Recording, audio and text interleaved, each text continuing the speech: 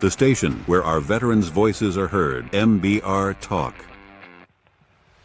Hey, thanks for tuning in. Welcome, Quack. Program are those of the speakers and do not necessarily reflect the views or positions of any entities they represent.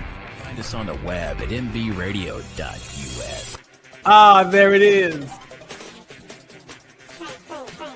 You tuned into the Farron Dozier Show on nbradio.us, TikTok edition, and Live Sports. Catch me here Wednesdays at 4 p.m. Pacific time, only on nbradio.us. Shout out. How'd I do? Was that a good take? That might be.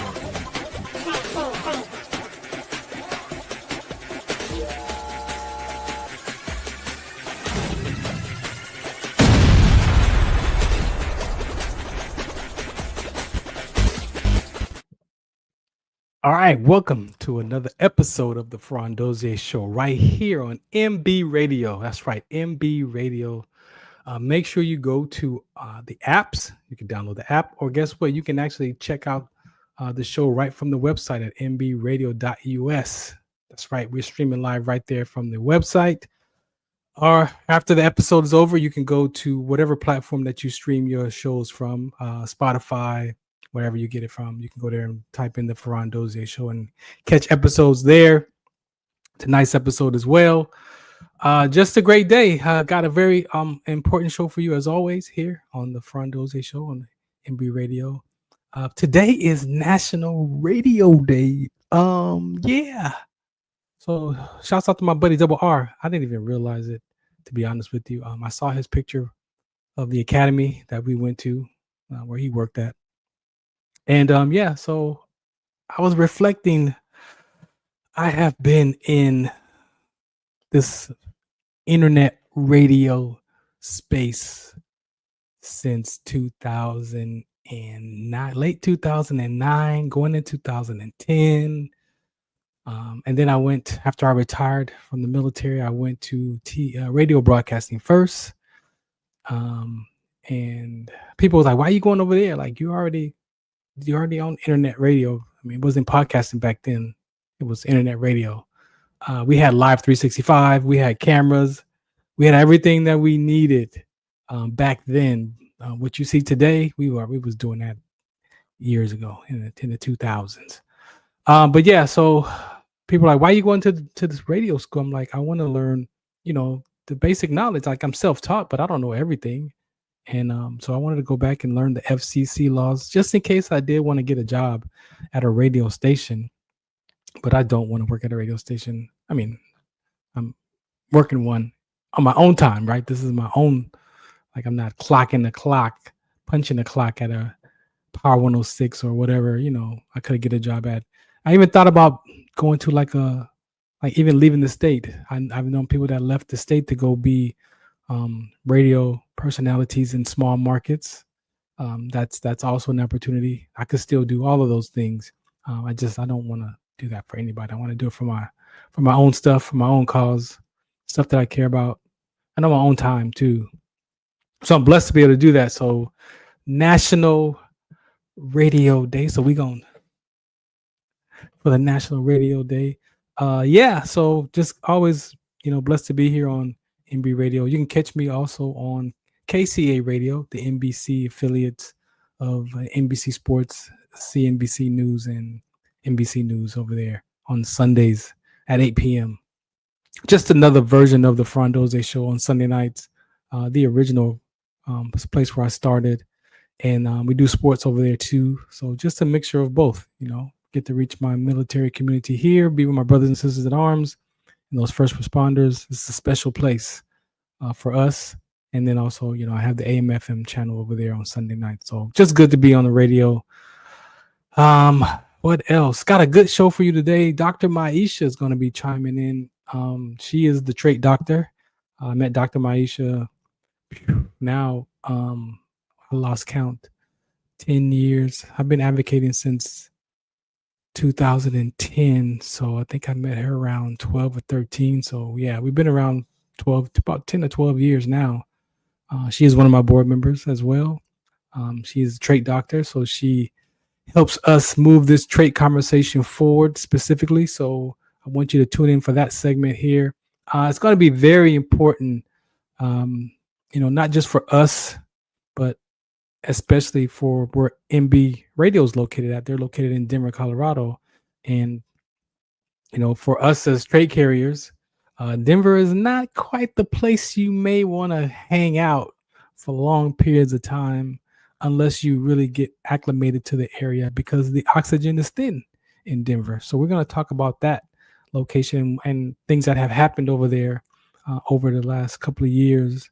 Some very serious conversations connected to sickle cell trait and the oxygen levels being thin and what that can do to the body over time.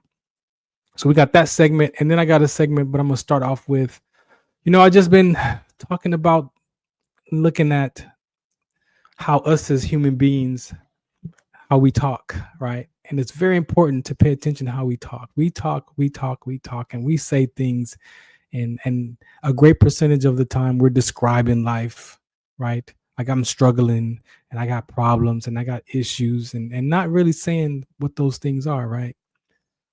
So today there's one word, and this word is not a right or wrong, a good or bad word.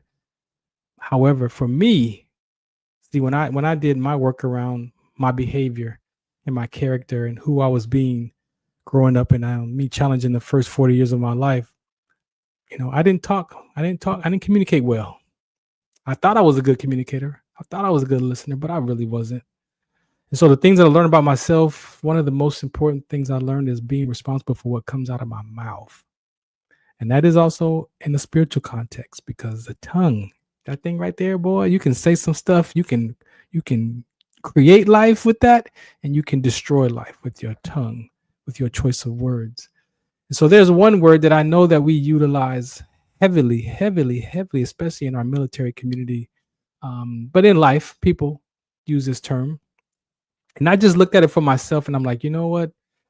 I get why we use that word, but I believe that sometimes we use words as like a badge of honor, right?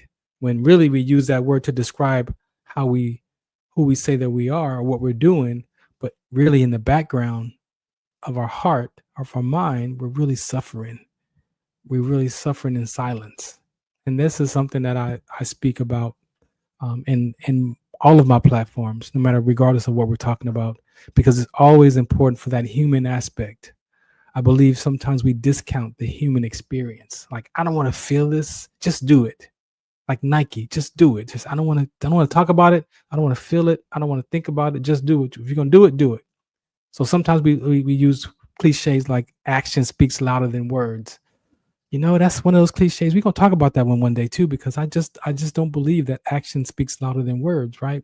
Because sometimes we're doing stuff with our actions and we may not be able to express what we really are dealing with as a person. So your behavior, right? And sometimes we say things and we do things differently from what we say. Why is that though? It's normal. See, we point that out in other people, but do you self-examine yourself of what you're pointing out as the issue in other people might be your same issue for yourself? See those other three fingers right here? They're pointing at me.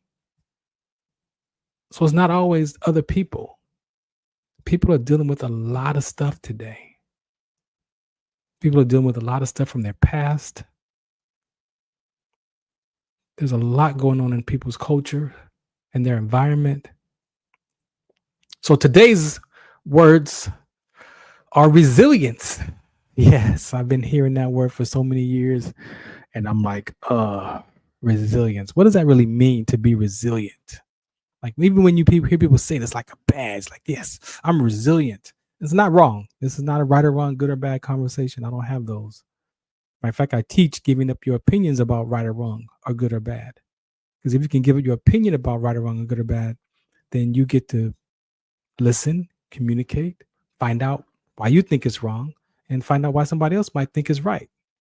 Because you're both probably right or wrong. But who cares? It's about the ability to communicate. So resilience is the word, and the other word is perseverance. So you have one part of being resilient, and you have another part of being perseverance. right? And maybe they might be similar to you. Maybe they might be the same thing on how you describe life. But we're going to talk about those words and figure out, I'm going to talk about how I view it for myself. And then you can look in your life and see, what it looks like for you, right?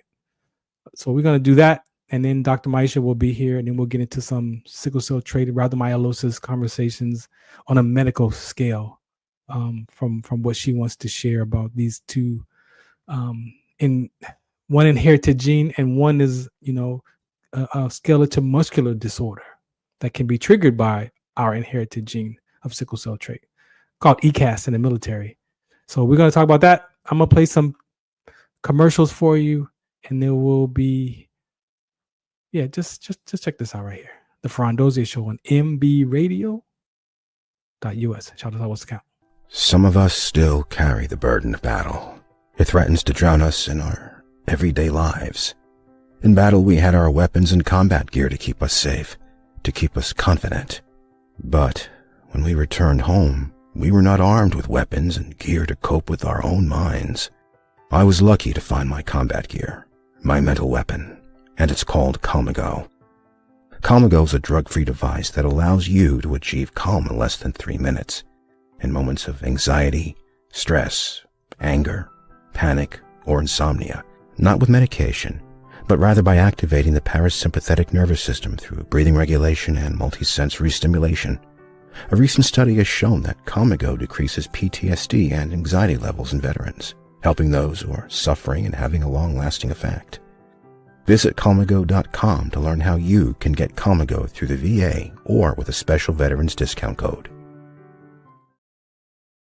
Zetovia salve, made from natural and organic ingredients, good for inflammation, poor circulation, hemorrhoids, yeast infection, lip sores, dry coughs, eye pain, minor cuts and bruises, and ready to purchase at botanicaherbalco.com.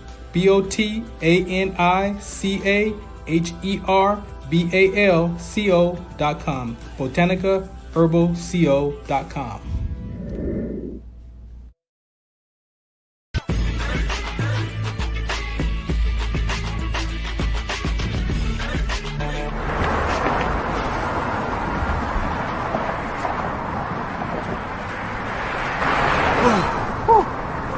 Hey, what's up, man? How you doing? I'm blessed, my brother. How you doing? I'm good, man. I'm good. Hey, did you see the game last night? Oh, that was a good game. But did you see the shot?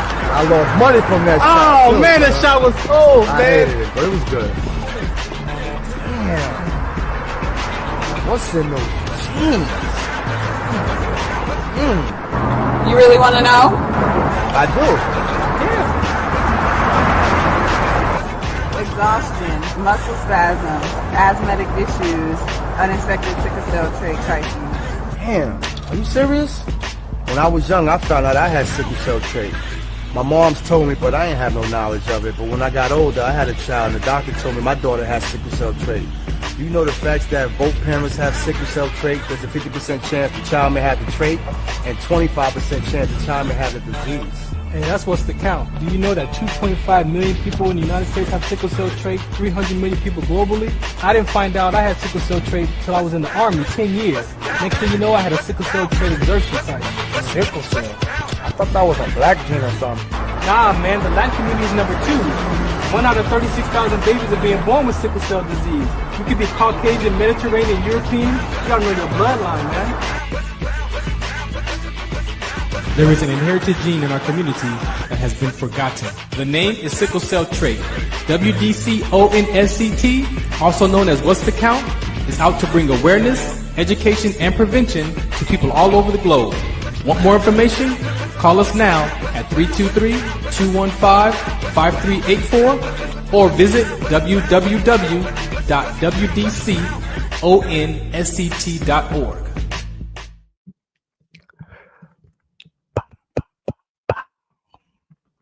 Yes, it is. In my city, it is Sickle Cell Trait Prevention Month in the city of Fontana, Kentucky, they call it. And so, yes, so thanks to Mayor Aquinetta. She gave us our, I'm trying to track down because I honestly can't remember how many. I think it's number 9. I think my first proclamation was in 2016.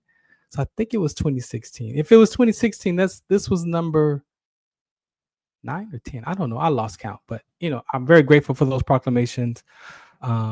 Just to be able to bring awareness to the city of Fontana and in the Inland Empire, but actually it's everywhere I go. So this month is, it's my city month, but this conversation is every day, 365, 366, if it's got to be, that I'm here bringing this conversation. Always, in some fashion, you get a message from it.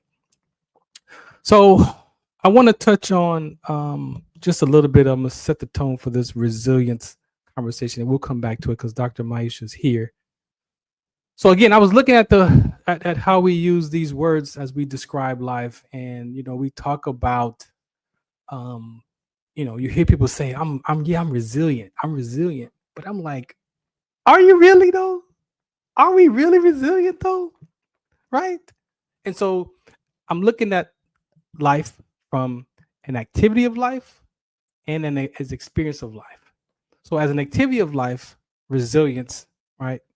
It says that you're supposed to be the kind of person that bounces back. Like when difficulties happen, resilience is where you say, yeah, I bounce back. But do we bounce back really as people? I believe it's challenging and difficult for human beings to really bounce back. Because if you really take a look at it, there are things that we start in life, there are projects that we start that seem fun and exciting, and they're great when they're started, and then they become hard work, and they become challenges, and they become these difficulties, and then there's ways of being that you got to be to make that project happen, or whatever that is. And so sometimes we like, I quit, I don't want to do that, or we just walk away from it, right? And it's unfinished, right? So for me, the ability to have resilience is to bounce back, right? And take responsibility. So guess what? You know what? Maybe you create a project and you realize that after you get within the thick of it, it doesn't, I don't want to do this no more. Do we really say, okay, I don't want to do this no more? Or do we just walk away from it? And then we live with it in our heart. Like, man, that's unfinished. I didn't do that project. I got all these projects that I didn't finish. And then that leaves the space for your subconscious mind to beat you up because you've got things that you've started that you didn't finish. But yet we say, I'm resilient. I bounce back. I push through. And yet, as human beings, we suffer in silence. So I believe it's difficult for human beings to bounce back. Right? I mean, you can tell the truth. You ain't got to tell it to me. You ain't got to put it in the chat. But I'm just saying, it is difficult for human beings to really bounce back, especially when it's up to a project, up to performance projects, because we're always up to something. But do you really bounce back when it's difficult? When you're challenged, when you're stuck, or you experience being stuck? You might not even be stuck. You might just feel like you're stuck. Why? Why do we get stuck? Well, what if you're telling yourself, you know what, I'm not good enough for this project anyway. Why am I even doing this? Maybe your mind pops up and like, what are you doing, bro? You know you're not good enough for this. You know you're not worth it. You know you're not smart enough. You know you can't do this. What are you doing? That's you talking to yourself. That's why I say we suffer in silence around the context of resilience, because that's what our heart needs, resilience, right? Our mind, our will, our emotions, they want to be resilient, right? Because we're designed to survive life. The brain is designed to survive life and push through and take on life in the survival state. Sometimes the survival state of mind is not freeing. Sometimes you get stuck in that survival state of mind because it's got to be done a particular way, or it's got to look a certain way. And if it's not turning out that way, then we drop that and we go start something else. And this is not right or wrong or good or bad. My point is, are you really resilient when you say that word? Are you being resilient, or are you just doing it? There's a difference, right? And there's a difference I'm pointing to, not in the activity, but the experience of yourself in that conversation of being resilient. So I believe your heart, yes, our soul, with our mind, will, and emotions, yes, we want to appear to be resilient. And maybe that's a way of we prep talk to ourselves to get us back on track and to get us going. But if you really tell the truth as a people, it's hard for us to bounce back. I know I've started some projects before and I was like, I don't think I want to do that. Right. But then what happens is you start a project and you've given your word to that project. See, that's where the badge of honor comes from, being resilient, because you give your word to these projects and you don't finish them. And now they're out there and maybe they're connected to people. And now people are wondering what's happening with this project. Are you not doing it? Are you doing it? So now I've got to be able to then take that resilience attitude and either complete that project and say, hey, you know what, y'all? You know what? I changed my mind. I don't want to do this no more. But you got to be that kind of person. A lot of people just ghost. That's the term today. They ghost people and then they just run away. And then, like I said, you're not really resilient, but you say you are, but your experience of yourself is not resilient. So that's that first word. We're going to come back and do part 2 of this during the show, talk about perseverance. That's the other word. That's the word that I found in the Bible, in the scripture, that gives you perseverance, is pursue things even through the difficulty. See, the difference is, let me read you the definition of resilience before I go. So resilience is the capacity to withstand or recover quickly from difficulties, toughness. That's what resilience is supposed to be about. The ability to sustain or object to return to its original shape after being bent, stretched, and compressed. If we tell the truth as people, sometimes we get so bent out of shape, we don't return back into the natural shape. We don't bounce back to that project and take it on. Sometimes we just throw it away. But your mind doesn't throw it away. Your mind reminds you that you didn't finish that over there. Look at you. How are you going to do this one over here when you never finished that other project? Do you talk to yourself like that? I know I did. I know I still do sometimes. But that's just what happens as being a people, as being a person, as being human. We deal with that.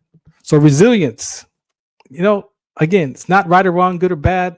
I got some more, topics about resilience and what that looks like biblically. But it says the main part about being resilient is your ability to bounce back.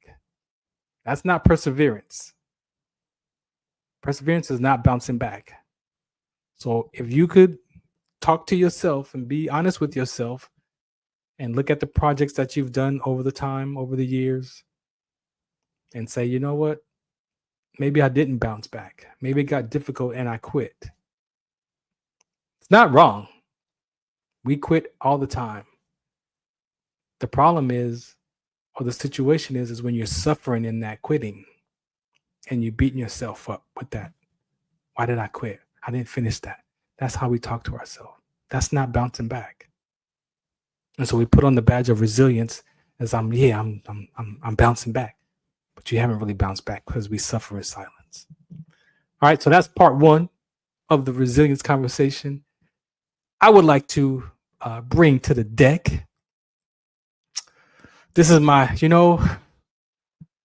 when I started this sickle cell trait conversation, and I went to that first 38th annual conference in Maryland in 2010, and I thought I was going to be, again, human beings, we want to be accepted, right? That's one of the other things that we teach, is we want a sense of belonging. We want to belong somewhere. We want to be accepted, right? And so I went to this conference and showed up and presented my information about sickle cell trait at this sickle cell disease conference. And I walked away that weekend like I didn't belong. And it just didn't make sense to me. However, I met Phyllis Zachary Thomas, who ran the Sickle Cell STD Soldier Network, and she had a booth there, and she was like, you know what, Farron, I know how important sickle cell trait conversation is. Even though I have sickle cell anemia, I know the importance of sickle cell trait. So you can come and work with me. I'll work with you because I know that sickle cell trait prevention, education, awareness is important to this conversation around sickle cell. It is the key in conversation, right? And so I walked away working with her, and she really embraced me. She took me under her wing, and we equate that to Deborah and Barak in Judges chapter 4. You can read that, Judges chapter 4. I'm Barak in that passage, and so she took me under her wing and just taught me how to be this advocate. She told me what to do, what not to do, what kind of person that I should be, to make sure that I leave my footprint and don't just go to places and share your message and walk away. No, you want to be You want to leave your footprint because people may come back and need to find you and talk to you. And so I made sure that I was that kind of person, that advocate. She passed away in 2012, and I equate her, if I have to put a movie to that, I use the Bible scripture, Judges chapter 4. But if I give you something for your heart or your soul, Star Wars. Star Wars is one of those movies that, when those Jedi Knights, when they died, they were even more powerful in the spiritual world, right? Like Obi-Wan Kenobi, he became more powerful in that realm. And so for me, Phyllis became my Jedi Knight during that conversation. And so I'm just grateful that she saw the importance of my conversation, because my sense of belonging was fractured, because I thought this disease conversation and sickle cell trait was connected, which it is, but I realized that sickle cell trait has its own separate awareness, education, and prevention conversation. And it does meet with sickle cell when it's time to have a conversation about those parents having children, right? So I understand that now. So I'm good. I'm developed. I'm still growing. I don't have it all figured out. I can tell you that. That's why I found Dr. Maisha, who is a doctor, MD doctor. And, when I started talking to her 10, 12 years ago, she confirmed a lot of the things that I was dealing with around sickle cell trait. And so when you find someone who, validates your story, who actually has medical knowledge around your story, that has been taught and told to people for years that sickle cell trait doesn't have complications or you shouldn't have any problems. You know what? Yeah, here we are in 2025. And they're starting to even alter that conversation now, because they're starting to admit that sickle cell trait can be a trigger in some of these health complications by itself and in conjunction with other conditions. As I mentioned, this segment is about sickle cell trait and rhabdomyolysis. So guess what? Guess who's here? The one and only Dr. Maisha. What's up? You know how to make a person feel so good, Farron. What's happening? What's happening? I miss you, man. It's been a minute. I know. What have we been waiting for? Today. Today. We've been waiting for crazy today. how this came together today. Oh, where did she go? Look at that. And just like that, Dr. Maisha's gone. We appreciate you, Dr. Maisha, for dropping in and saying hello. But yeah, she'll be right back. This is what happens when you are live broadcasting. See, in radio, you're not on camera, right? So we could just go to commercial and then, do all those things like that. But no, you got to know how to be able to handle this live broadcast. I've been doing live broadcasting for a long time, ladies and gentlemen, and you think that was something? I've had worse than that. Let me tell you, that was easy. That one was easy. I got booted out. I don't know what you did. You don't touch nothing. I can't touch nothing. No, but thank you again for your family and for coming on today to put this conversation in a perspective for the community, especially here in my veteran community of Denver and all over broadcasting that stream in to watch the shows here. Very, very, very important conversation. So do me a favor, introduce yourself, and then we'll talk this through. So I'm Dr. Maisha. They started to call me the trait doctor. I have been on this journey with Farron for about, like 15 years, I think it's somewhere. Yeah. Wow. So over these years, my confidence in the realization that sickle cell trait really does cause symptoms has grown. Unfortunately, I wish that wasn't true, right? Yeah. I wish trait doesn't mean that you have any kind of problem, that the only thing it means is you can fight malaria. I wish that were the narrative. Yeah. The truth of the matter is that trait can cause rhabdomyolysis, organ loss, organ failure. We even know of cases with limb loss, holes in limbs, in the bones of the limbs. It can cause pulmonary embolism, like blood clots on the lungs, blood clots in the legs. Blood clots in the lungs are more common. Pregnancy loss. It can cause clotting in your eyes. So it can actually do quite a few things. Pain. Yeah, fatigue. If you listen to the list that I just said, and you don't realize that that's got to be painful. For real. And it can cause just chronic pain, because I think the most insidious aspect of sickle cell trait that does distinguish it from sickle cell is the microscopic damage. Mm-hmm. With sickle cell SS, when you're homozygous, you're SS, the good thing is we can see it more, I guess. The upside is you can see it more, and I don't want anybody to have either one. Right. But if you're going, the problem with trait is you can't see it. And when it comes to something like rhabdo, sometimes you don't feel it for 24 hours after the insult. Yeah. Or 48 hours. So you worked out on Monday, and all of a sudden on Wednesday you're sick and nobody knows why, and you progress to death quite rapidly. Yeah. That's very possible. So the exciting thing is that after all these years, we are seeing a shift in the literature. A huge article came out. I think Dr. Naik was one of the authors, admitting that trait is a contributor, independently contributing to end-stage renal disease, especially in African Americans. So African Americans have something called an APOL1 gene that can increase their chance of having end-stage renal disease. But sickle cell trait actually has a bigger impact than that even. Mm-hmm. And that gene, of course, plays roles in hypertension, Mm. with having more hypertension in African Americans. I know. So trait in and of itself can mess with your kidney, which is what gets affected the most in rhabdo. Your muscles break down, and then that clogs your kidney. Yeah. And that's what leads to the multi-system organ failure. Yeah. And so understanding that process means you can do something about it. And I just want to start on the really positive note. The NCAA, back in 2004, I believe it was, somewhere around then, 2004 to 2008, had 273 deaths of athletes, mostly Division I football players. And that may not seem like a huge number. Right. But when you're talking about young, healthy men who are doing something for fun, they're in college playing football for fun, for fame, for, building their future and making connections, and now they're dead.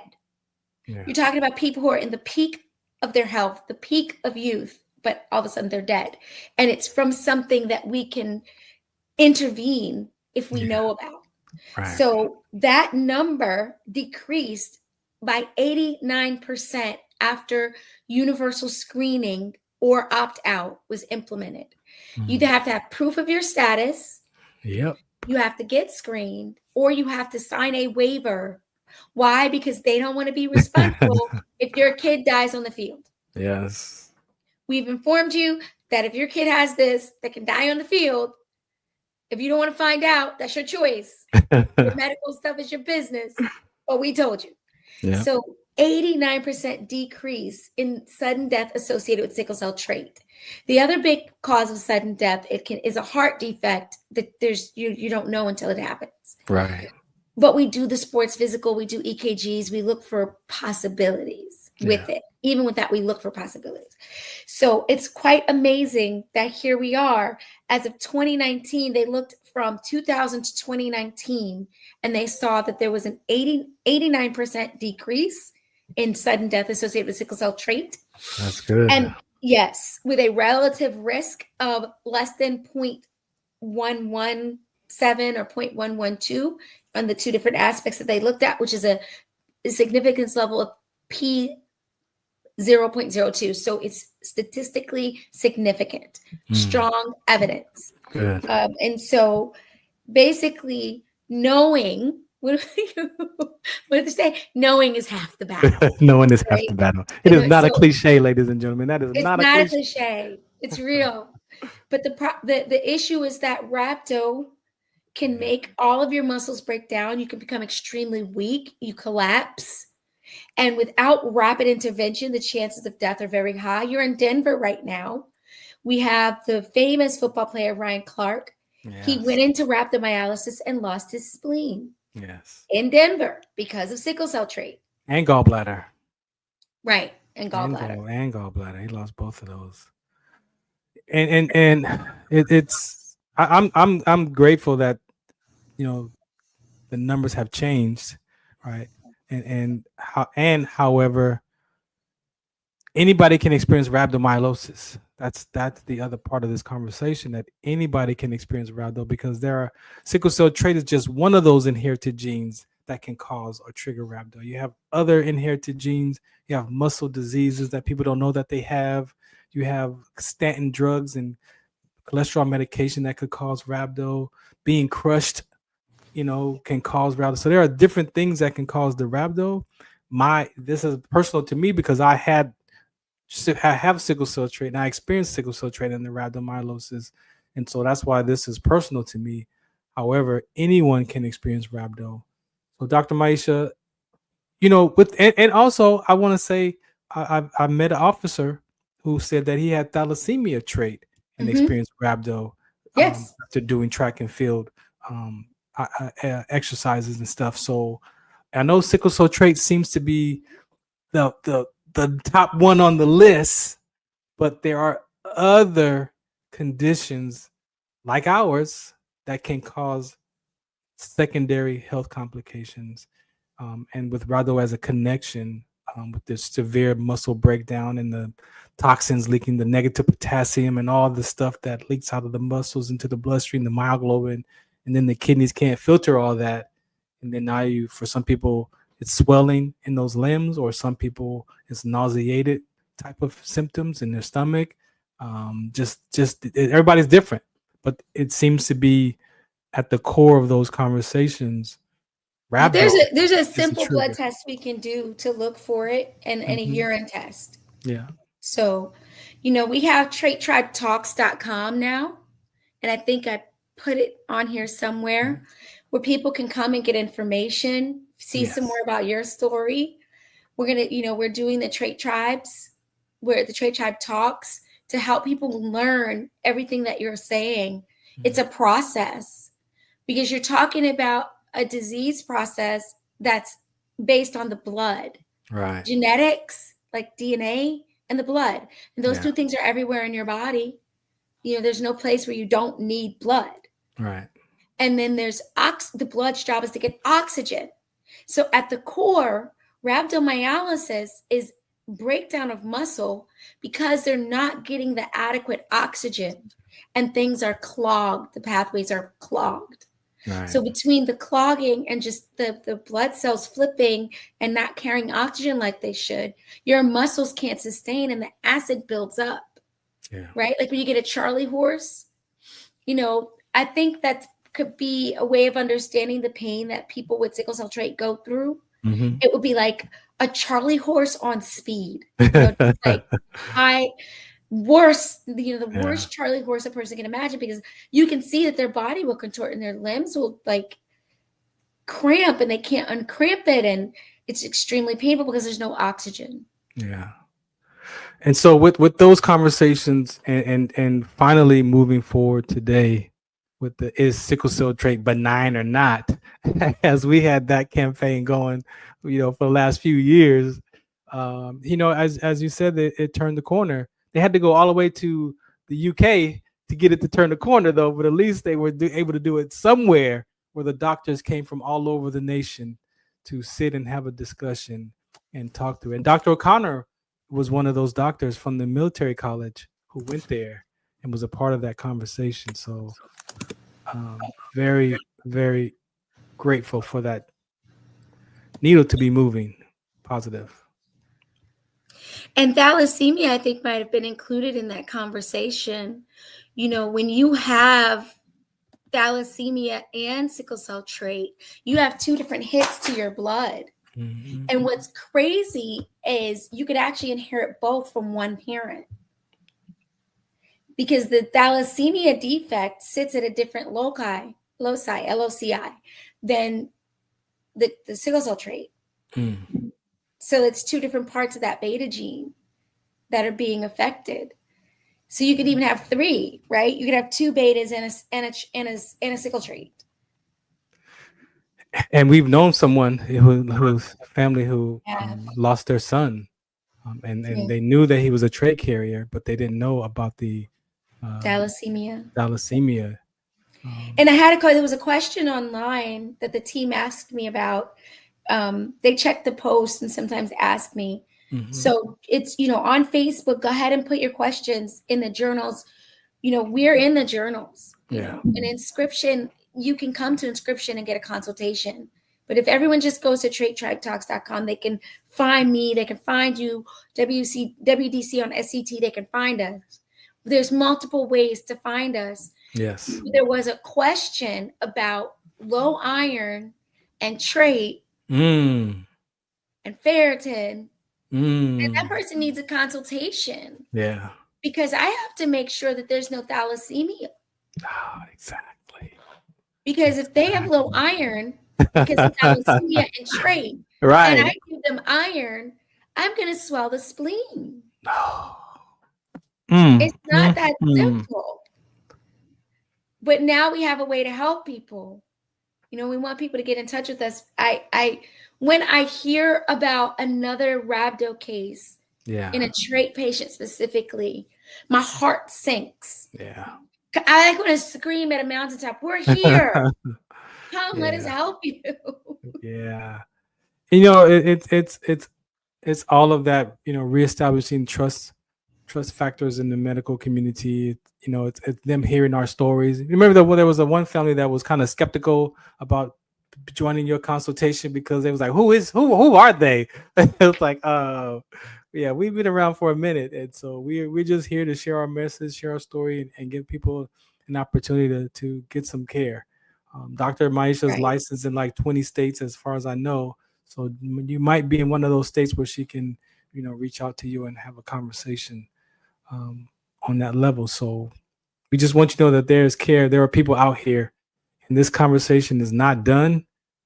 We've been at it for 15 years, but it is still so much more to be addressed with this conversation around sickle cell trait. As she shared, I knew that it was possible to have both of those genes of having sickle cell trait because we've done testing in our runs of doing community testing and mobile testing, and people came back with their results like, hey, I found out I got thalassemia trait with my sickle cell trait. And I'm like, oh, okay. And then it was like the A2 percentage, and it was like, okay, so that's when I started in like 2017, like, okay, wait a minute, with the Medilab, like, hold on, man, we've discovered something that I didn't know about possibly having two inherited genes, a sickle cell trait gene and a alpha thalassemia gene, right? And so, Dr. Maisha, how does that, because they do have newborn screening, right? So there is newborn screening, and again, for most people, it depends on your state. You have to check and see when they started testing, because you could be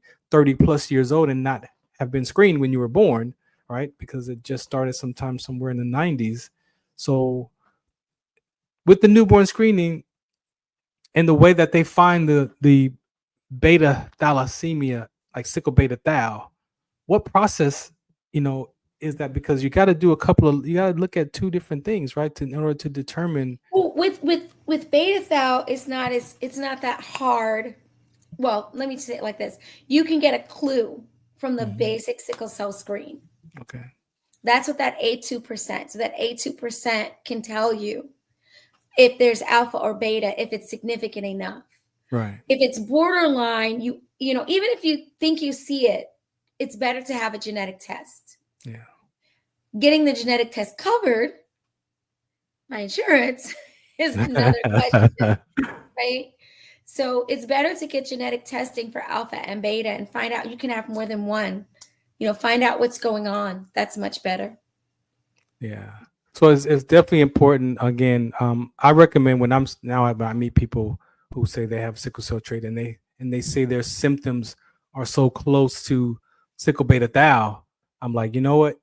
When was the last time you had that hemoglobin electrophoresis? Because you might want to go back and start this process over again and get some new blood work, get a new CBC, reach out to Dr. Maisha and see, what those numbers are, because your CBC numbers can help determine if there's something going on. As you said, some people can have both genes and have anemia issues, right? And now they feel it may not be the disease, but you still have an anemia issue with your traits. Right. You can have an anemia issue, and there's certain, you have to get the full CBC, which is called a CBC with differential. So you have to get the one with there's a lot of different numbers on there, and I can interpret that. It gives me a clue. The problem with trait is there's nothing that's like, when you feel sick and you have strep throat and they do the test and they say, okay, your strep test is bad. There's nothing that's so definitive. There's all these small things. Yeah. Your hemoglobin electrophoresis actually can change. So that's one of our goals when we take care of patients. Yeah, that was a question. Can it change? Yeah, so because the hemoglobin electrophoresis is measuring proteins, not DNA. So how much protein is in the system of a particular nature can constantly change, right? So you can have more hemoglobin, which makes up your red blood cells. More of that hemoglobin protein can be from the sickle gene, or less if it can. And I saw that because when I looked at my documentation, one of my A2 numbers were lower than the other one. One was kind of high. One was like 3.7. I think the other one was like 3.2. And I'm like, wait a minute. Do I need to like really do more research with my alpha gene? Because how can one be lower in this test, and then years later I do this test and it's actually a little bit higher, which is, I think the max is 3.5, right? Correct. Usually, and it depends on the assay. It'll give you their range. Every assay is a little different.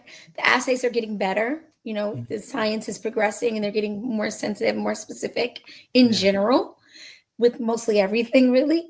So, and you're changing.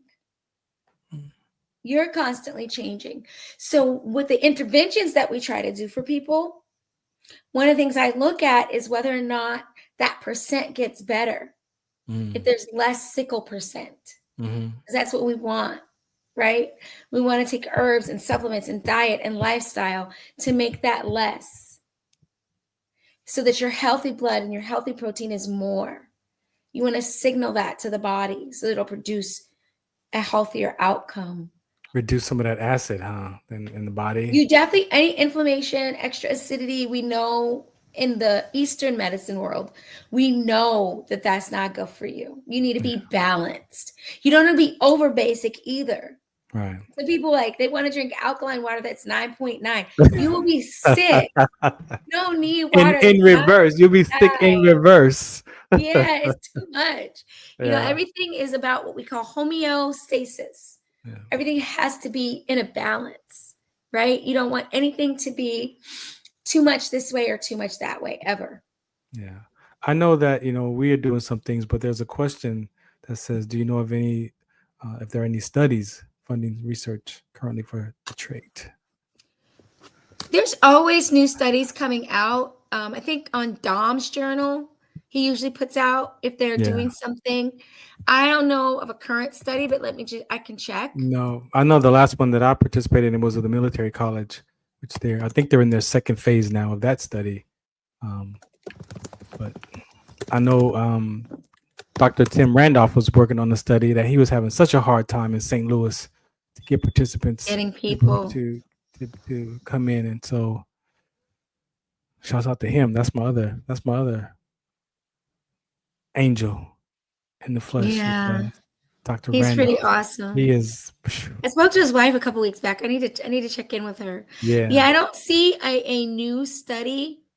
And that's what we want to push. That's what we need. We need to figure out how to get the trait doctor to get some studies going on, so we can. I would love to do to get some studies going on, especially clinical, and we may have something brewing we're working on. Yeah. Clinical, actually real world clinical studies.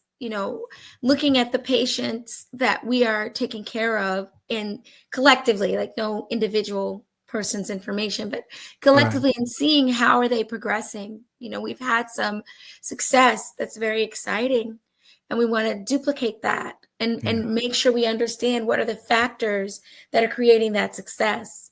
How do we make that something that we can standardize, so we can come up with a protocol that patients with trait can do in general, So we have our internal protocol, but we definitely need to do a study or a trial to vet it and to make sure that it can be reproduced.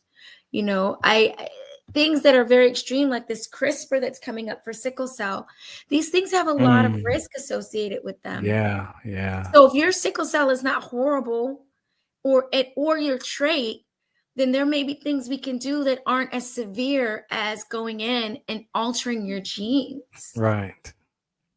Because that's I give people this example.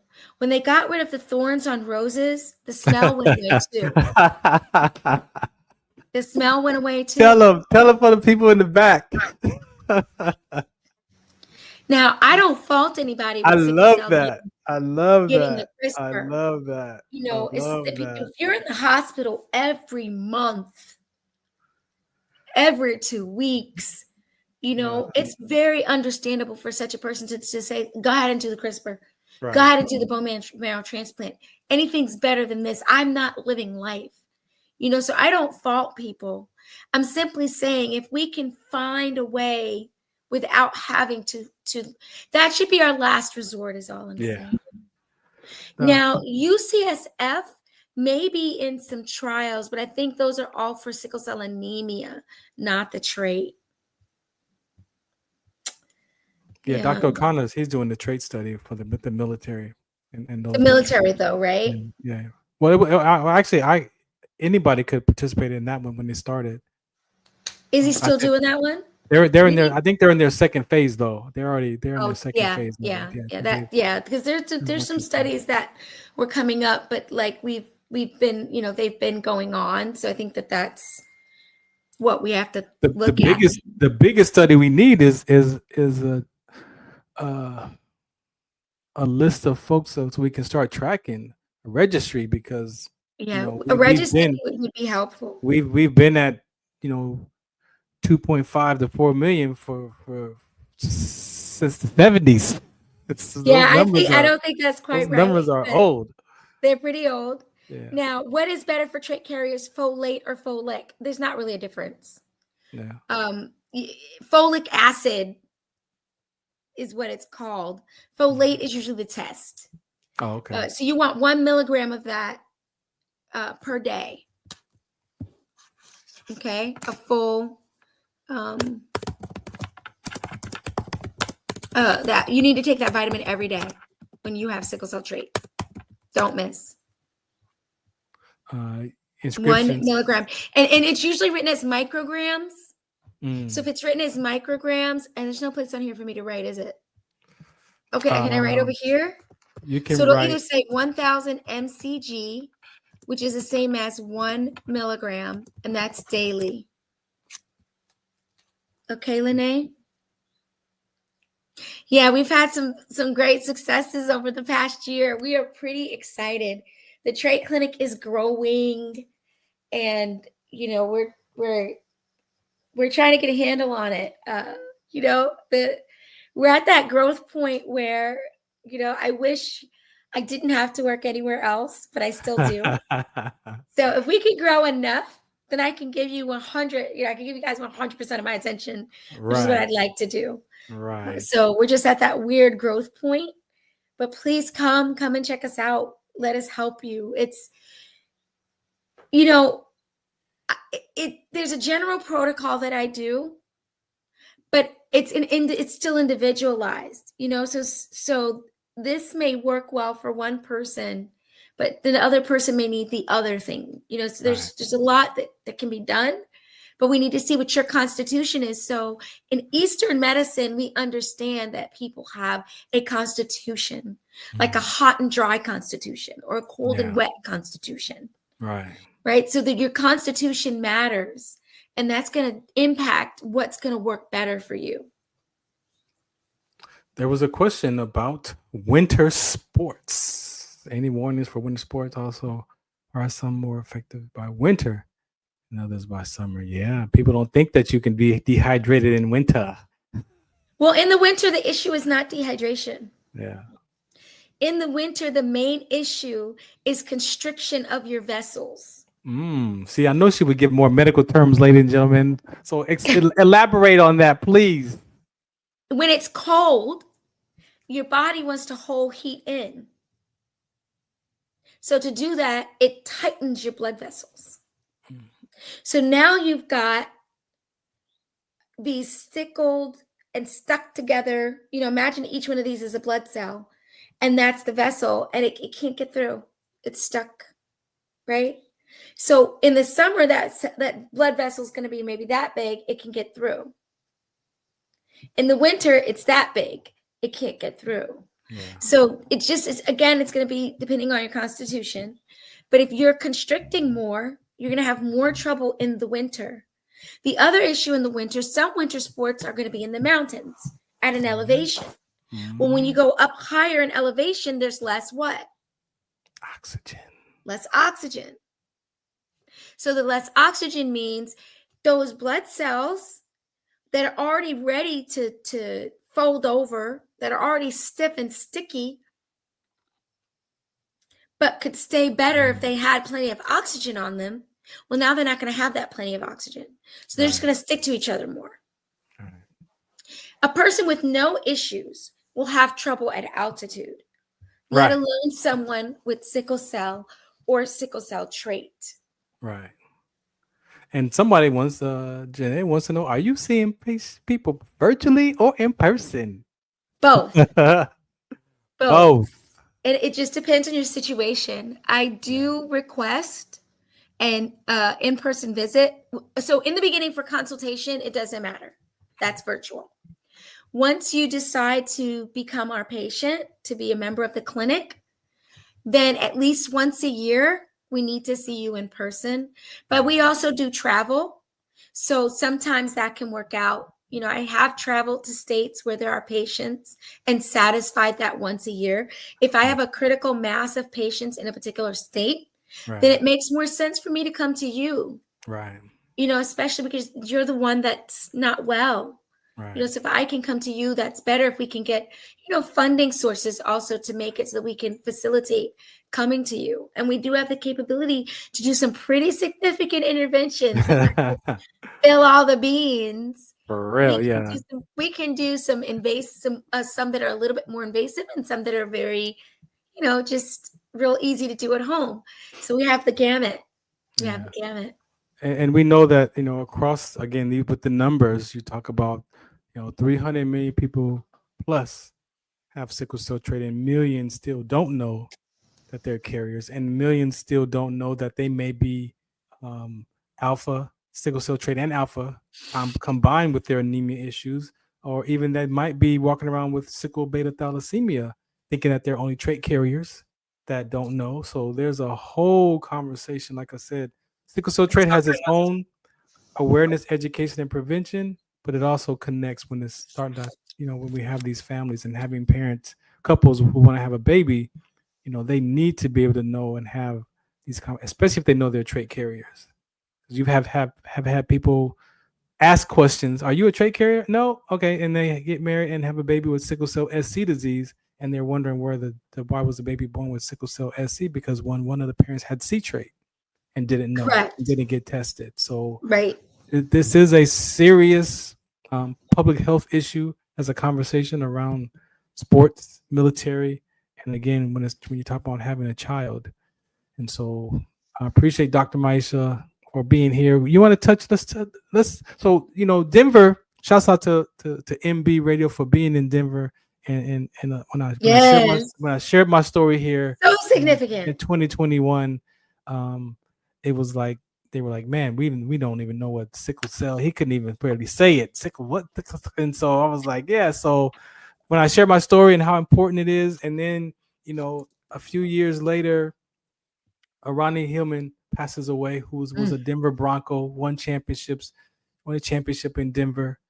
We're in a place where you think you have the best doctors, right, for athletes at the football, NFL, professional level, and he didn't find out until a few months before he passed away that he actually had lived with RMC, which is a sickle cancer connected directly to sickle cell trait.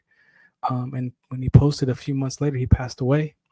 And so Denver Bronco fans here in Denver, so it was this place to have this show is such a significant opportunity to be on this platform that connected to Denver. But then there was a young man who, had a regular, I won't say a regular job, but had a job, right? And had some aspirations that I want something better for my family. I want something better for my life. And he's like, I'm gonna go be a police officer, right? Right.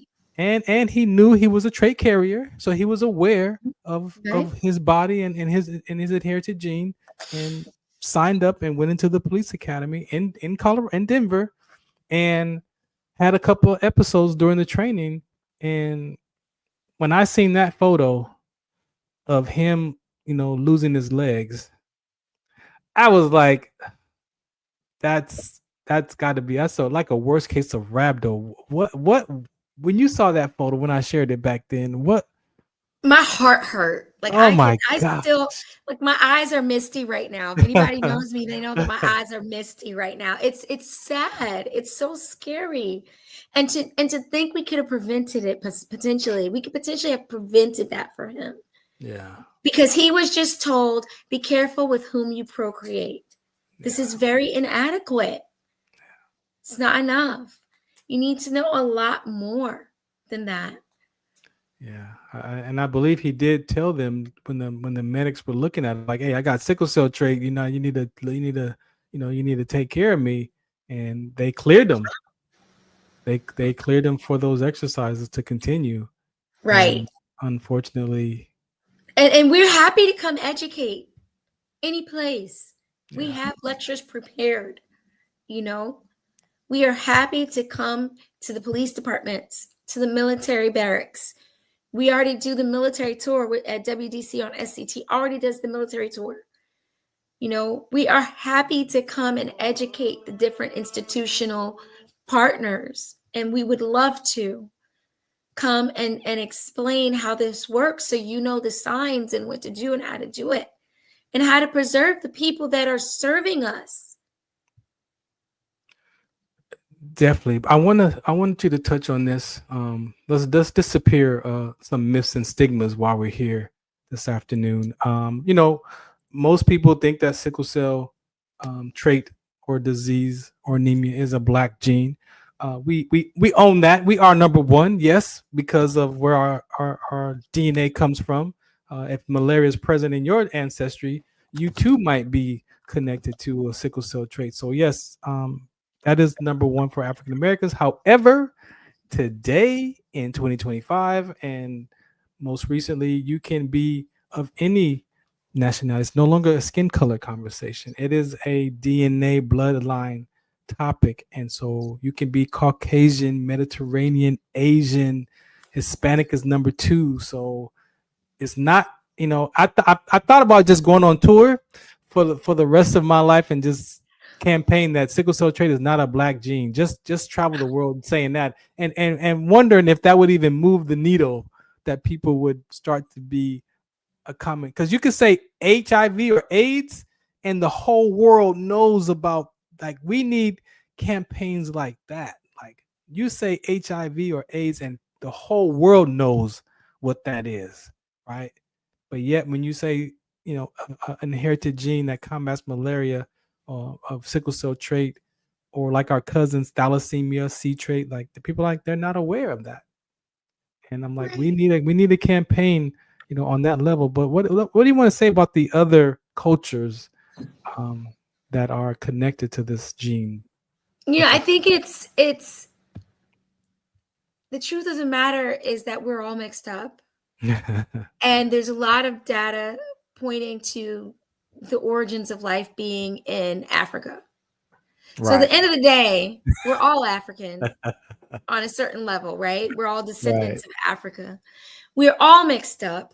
There's a tremendous amount of mobility in the world right now. Yes. For the past few decades, we don't know who you don't know what your bloodline is. Yes. For example, Sicily had a lot of Africans, right? So Italians and Sicilians have just as much chance as anybody else of having trait. Yeah. For example, and Greeks, from Greece. So anybody in the Mediterranean. Yeah. India. In India, they don't even really distinguish between trait and disease. They just put it all in the same basket. and treat you based on how you present. What are your symptoms? Which is what really makes the most sense, because we're so busy in Western medicine. We want to know, is it sickle, beta, beta, beta, beta, alpha, sickle, C, D, E, F, G, X, Y, P, L, M, N, O, P? Right. At the end of the day, the thing that matters is what is it doing to you? Right. Because somebody could have 4 different traits and they're fine. They can do whatever they want because maybe they naturally have larger blood vessels that accommodates the way their cells are moving. They have something else that's balancing it. They do a better job of absorbing their vitamin B9, right? Whatever it is, and there are different types of betas and different types of alphas. Right. The alphas alone have minor, Are you beta not? Are you beta minor? Are you beta major? 0. Right. 0 plus 1, which plus, and so we can spend so much time getting into those weeds. But the fact remains, we need to treat the patient. Yes. What is the patient feeling? And I think that I answer very quickly for folate and folic. Because at the end of the day, one is synthetic, one is from your food. It's listed a certain way on the testing. What matters is that you need to take supplementation, right? Yeah. It's not going to be adequate to just get it from your food. You need to take supplementation, right? So if you see vitamin B9, folate, folic, take it. B12 too, or just B9? B12 is good for a lot of reasons. Okay. I'm starting to realize that, B12 helps your nerves specifically. And I'm starting to feel, just my clinical gestalt, that the B12 numbers that we put out as normal are underrepresented for what we really need. Oh, really? I'm starting to feel that. I see that people who take higher amounts of B12, there is such a thing as too much. You can have vitamin toxicity. Right. But there's a middle ground. So I think we need a slightly higher amount. Really? And that doesn't directly relate because it's not a macrocytic anemia that you're dealing with in trait. It's more of a microcytic anemia that you'll end up dealing with.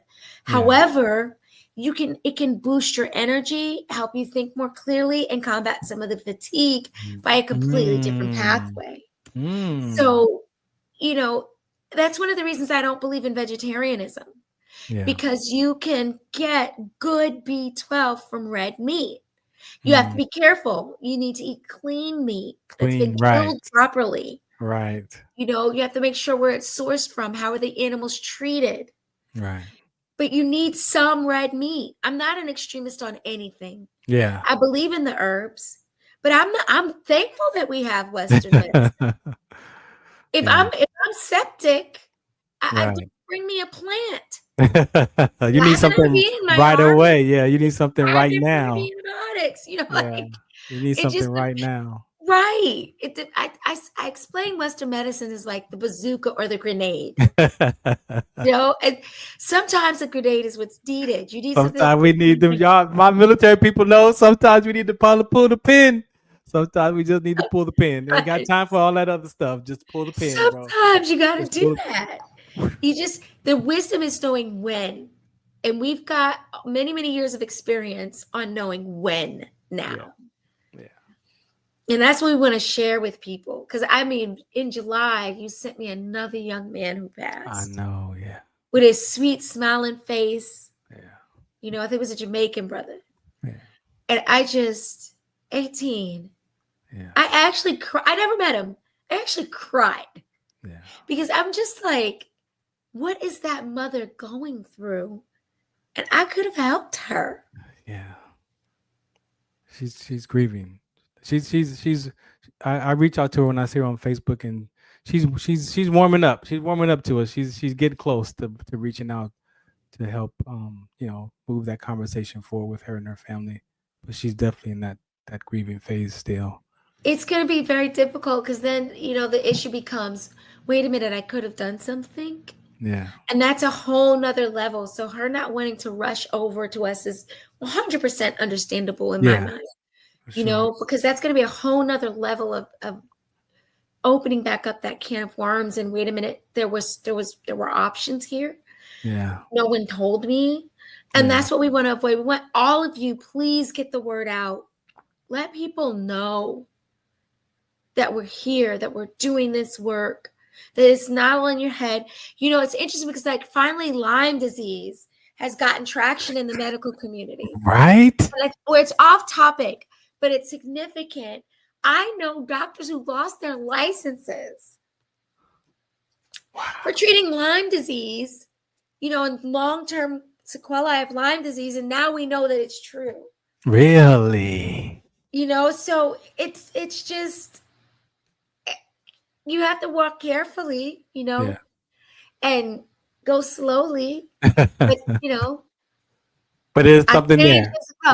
There's something there. Change is coming. Well, there was a comment here. Hold on, let me pull it up.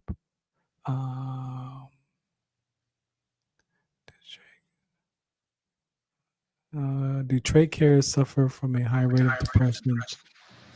Not believing that. Well, I mean that's I would say yes. I haven't seen this study, you know, evidence-based study, but absolutely from experience. Yes. Trait carriers are depressed. Their parents are depressed. It is extremely, it's a type of medical trauma, medical gaslighting. Yeah. And it's not intentional. I don't know if it's fair to call it gaslighting. It's not intentional. Yeah. We are trained that it is benign. Yes. Right? And which is the next question right there. Is it benign or not? Not no more. Make you lose your legs. Like, not no more. It's not benign no more. Lose your spleen, if you can die, if you can get a cancer. Right? Blood clots. You can lose babies. Like, you tell me. That is not benign. All right. Like, one more before dormant and not bother you. Yeah. Let's talk one more stigma. We did a myth. Let's do a stigma. The issue with drug seeking. No, not that. No, that one's a good one. But no, this is more of discrimination. Yes. On how people with sickle cell trait could fear being discriminated in sports or careers that when they are tested for, and they are tested to be sickle cell trait carriers, AS, that they might not qualify or be disqualified because of that inherited gene. So legally, they can't legally do that to you. Now, this is where trait is way different from disease, right? They can't legally preclude you. They used to be able to. We have something called the ADA law, the American Disabilities Act. So they can't discriminate against you. Not that they won't find ways, because what they'll do with discrimination is they'll put it on something else. Mm-hmm. Like, oh, you were late to work 3 times, we have to fire you. Whereas someone else was late to work 10 times and didn't get fired. Right.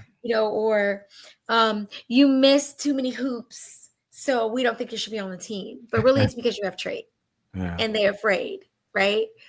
So discrimination is going to happen, dear. It's going to happen. You might, I get discriminated because I'm short.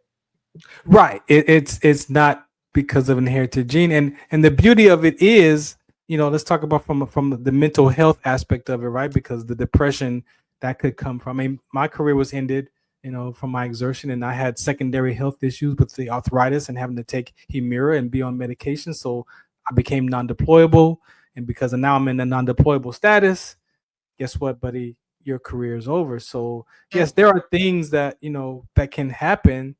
However, if you discover what you were born to be about, it may not even be about the job that you're trying to get to survive life.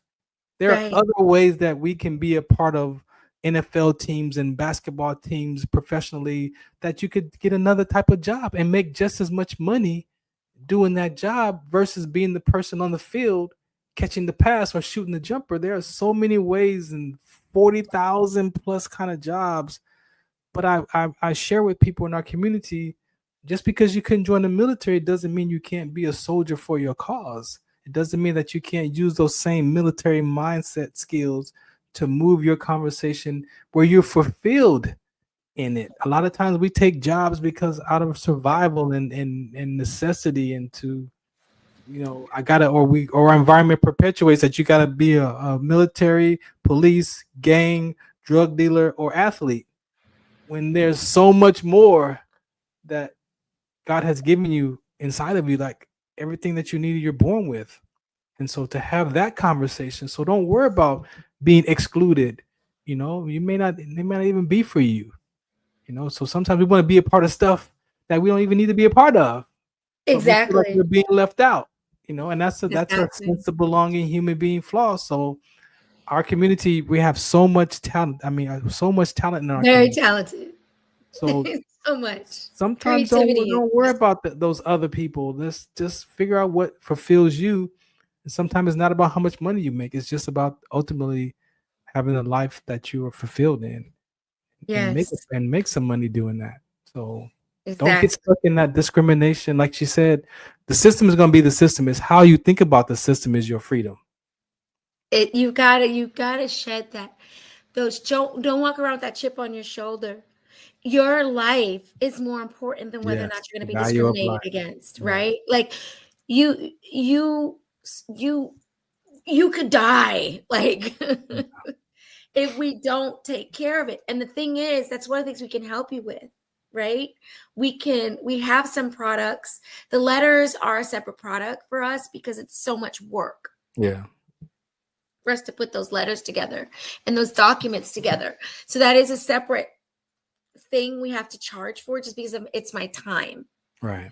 And so, but we can write letters that say, yes, this person can do this. You just have to have these resources in place. Right. And as long as they have these resources in place, and when they say stop, you stop. Right. Give them a minute, then it's fine. There's no reason why you can't take a break and practice and hydrate. They have oxygen on the sideline anyway, because you can have sudden cardiac death, which you need oxygen for. Sudden cardiac event, for example, also needs oxygen. You can have resources available, IV fluids, different resources available on the sidelines. So if your dream is to play, you can play. Yes. That's the thing about trade. Trade doesn't stop you from playing. Trade doesn't stop you from being a genius professor, top of your career. No. Trade doesn't stop you from flying all over the world or being an airman, a pilot. You just have to take your precautions. Yes. Know your body. Pay attention. Pay attention to your body. I even started, looking at this is where I got challenged at, Dr. Maisha. I've been in church now full force the last 6 years, and we don't know when, where, why, how people die, right? We have opinions, but we have no say so, right? Even in the deaths that we see in our athletes, like it's heart-wrenching, but we don't know. And so I'm even looking at, like, can we have these kind of conversations to prevent premature deaths, right? I'm looking at for myself, how am I going to language my next 15, 20 years of my advocacy, right? I don't even like saying premature death. You don't like that one either? But no, because we're sitting in judgment saying that God took his slave before he was supposed to. So how do we share from the? I like to say we could have prevented a trait death. Potentially. It doesn't mean that person wasn't going to die from something else. Right. If it was their day to die, right, then they maybe would have died from something else. I got attacked a while back about prevention. You can't prevent. What do you mean by prevention? I'm like, well, hold on. Like, prevention meaning having the opportunity to be tested and know your status and it's just because we're an individualistic society. Ooh, that democracy is. Yeah, no, we look at prevention, materialistic and individualistic. We look at democracy. I mean, astaghfirullah. We look at a prevention in the lens of me as a person who's already here. Right. How do I keep? And that's why that. Yeah. How do I keep from getting the flu? Right. How do I prevent the flu? Right. I wear my mask and right. my hand sanitizer. That's our mentality towards prevention. Right. But preventing a child from being born with sickle cell, we don't think about it that way because we don't even think about marriage that way. Right. Right. I fall in love with you, so I marry you. We don't think about, ooh, this is probably not a good match. Yeah. These two families are never going to get along. So we might want to keep looking. We don't think like that. But you know who did? The Jewish community did with Tay-Sachs. Mm-hmm. With Tay-Sachs, because they married old world. One of the ways of choosing your mate for life, you have to look at something other than attraction. Yes. When you meet someone, you think you love them, that is attraction. Yeah. Love is built brick by brick. Real love is a thing. Yeah. And so before you get to that point of having real love for someone, you should test for a few things like HIV, yeah, etc. Need I say more? And sickle cell trait, and C trait, and D trait, and thalassemia. Exactly. And then you might still decide to move forward, but you will move forward with your eyes open, knowing that this can happen. And then you can already have your resources in place. Exactly. Right? Because there's so many ethical issues that come up when we do the amniotic testing, right? Or the blood testing for things like trisomy 21 and Down syndrome. So some people say, I don't want to know. And that's valid. Yes. Knowing what happens is people get pushed into abortion. Yes. That's what people are worried about. But you don't have to move that way. You can just be prepared. Yeah. Start having resources in place. I have like a 90% chance of having a child with Down syndrome.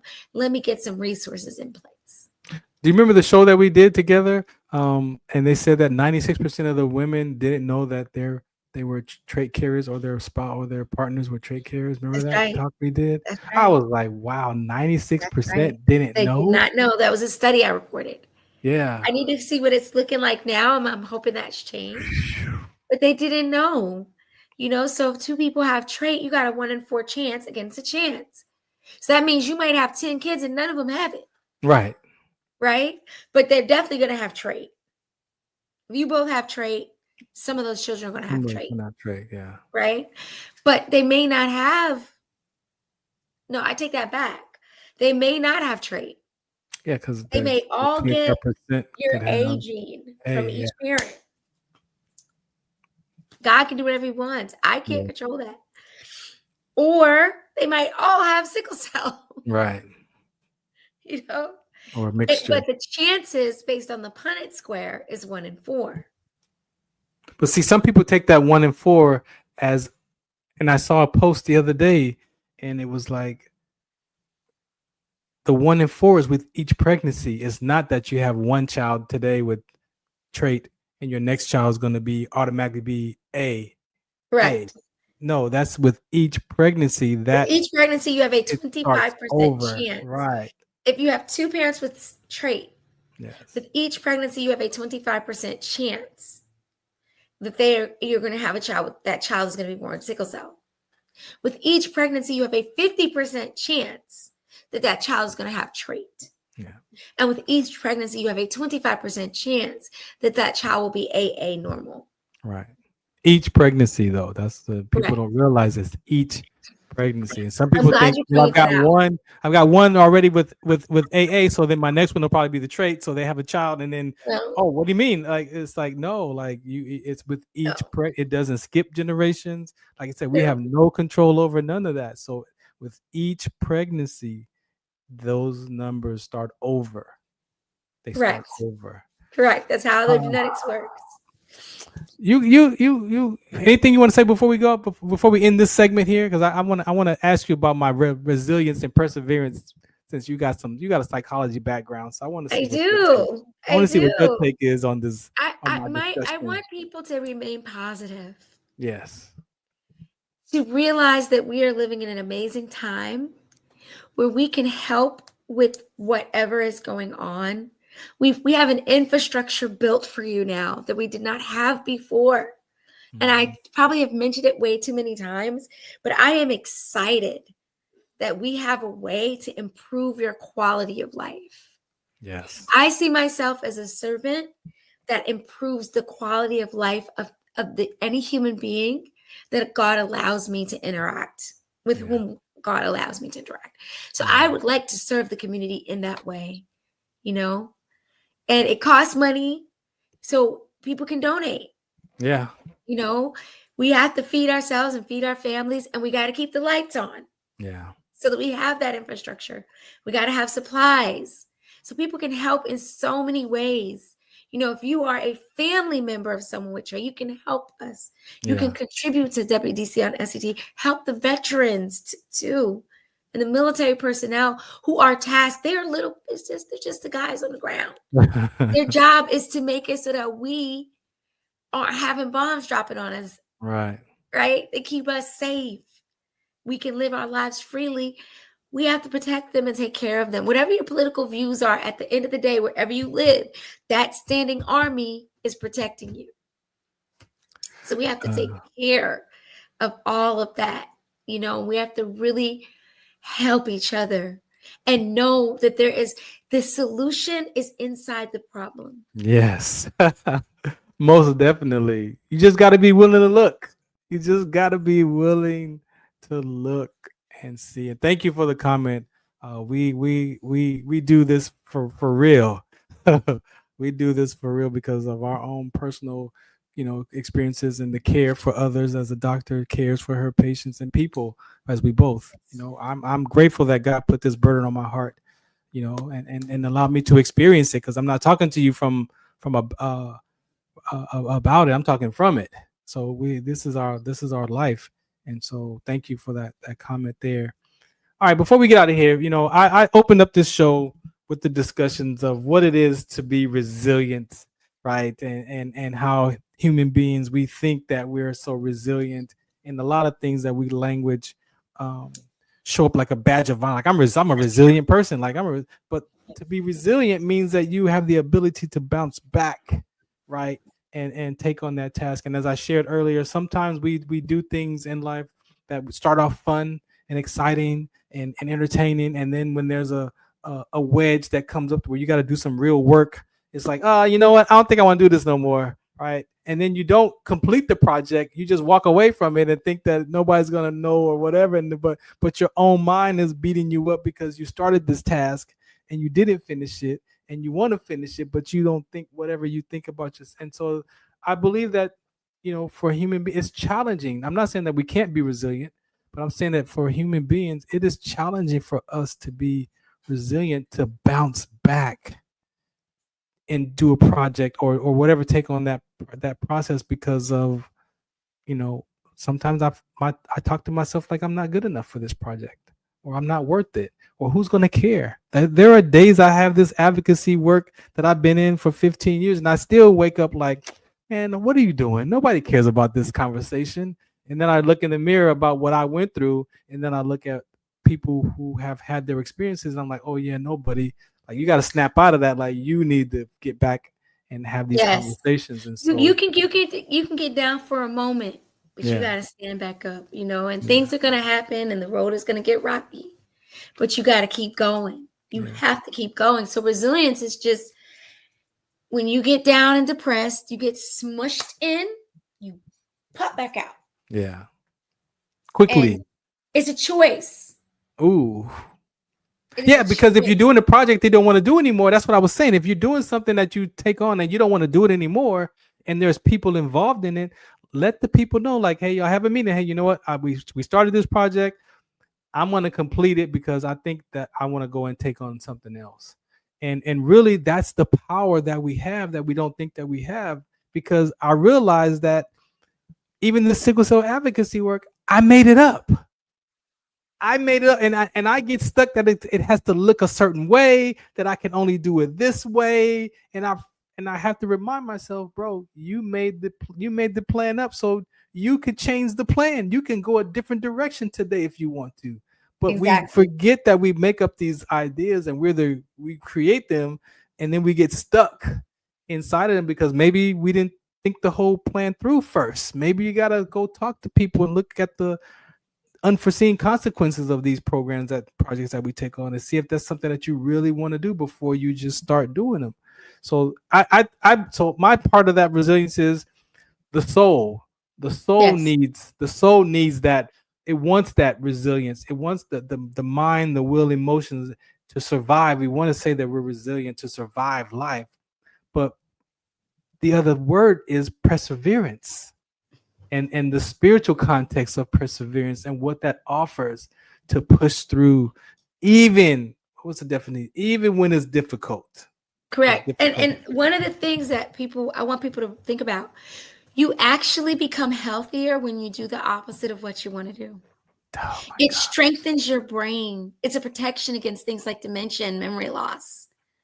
You know, if you when you that's the whole psychology of the military, right? Mm-hmm. There's no enemy at that moment. They make you get up at 4 a.m. to train and in practice. Your bed so you can bounce a quarter off of it. Yeah.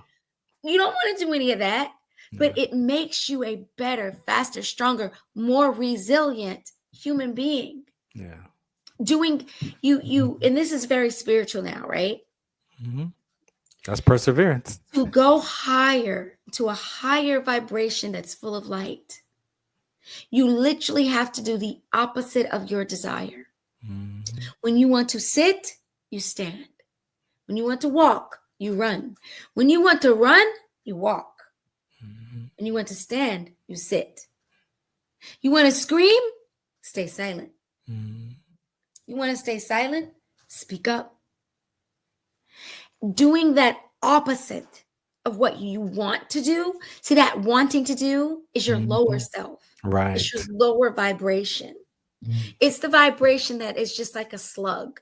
Mm-hmm. It just eats, sleeps, voids, and we call that self-loathing.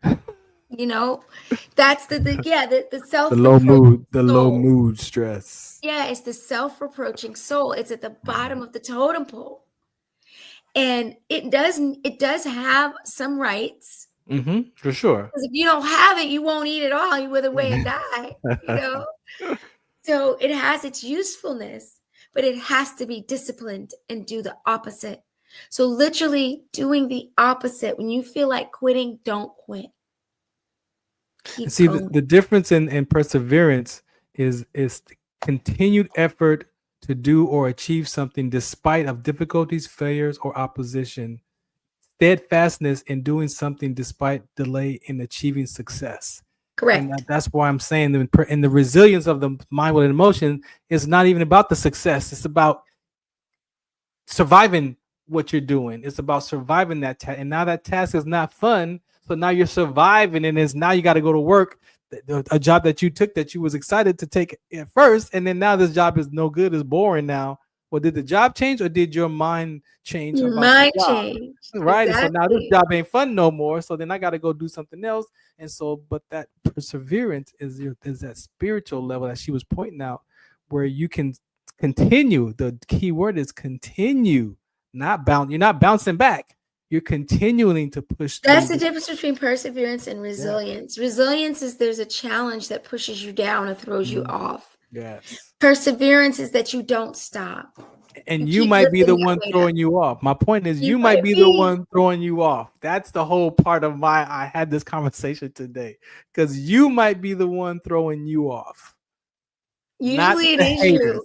Yeah, not you're the making haters. up a bunch of. You might even be making up the haters.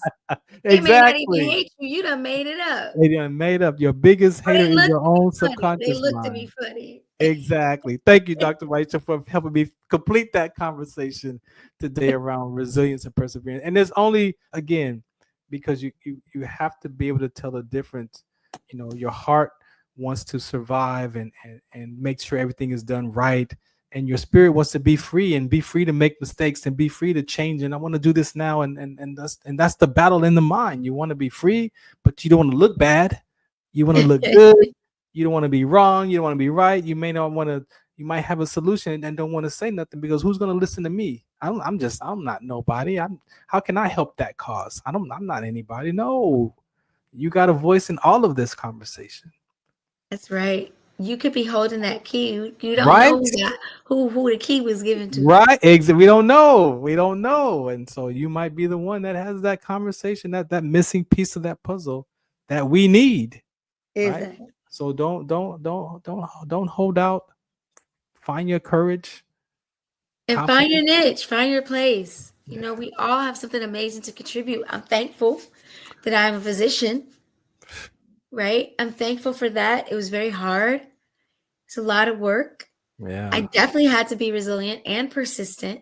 Yeah. And I'm like a septuplet. I'm super diverse, you know. So that didn't necessarily, we're talking 25 years ago. That was not necessarily in my favor. You know, but I flip it and I make it in my favor. Because I can go in and speak to the farm workers that are, tend to largely be Latino. And I can speak to them in Spanish. Right. You know, it gets to be when I'm long enough in a clinic, they're like, oh, wow, no, we want you. You know, I did a whole patient interview in Arabic the other day. No way. Mm-hmm. That's legit. You know, legit. The West Africans, most of Africa, they speak French. Yeah. You know, they speak English or French, and then they speak their native language. Right. You know, so I can get by with them because I'm well traveled. Yeah. I've been all over the world, and in my mind, I've been everywhere. You know. Thank you. No, that's to God be the glory. I'm just thankful that He used me and my experiences to survive and live to tell my story. And just very grateful to help and continue to help until I'm out of here. This is I know that He gave me that gene in my mother's womb to go through. The military was the portion of that. I look at it like the seed, right? Like He plants those seeds in us, right? And then it's got to be the right time, the right environment for that seed. And it was in that military that day was it was time for that seed to open up and break through that soil, and here I am, and I made it through the depression. To make change, to save lives, and you're still doing that. Yeah, so I'm very grateful. So thank you for that comment. But that's all God's glory, and I recognize that, and I'm just great to be used by this conversation.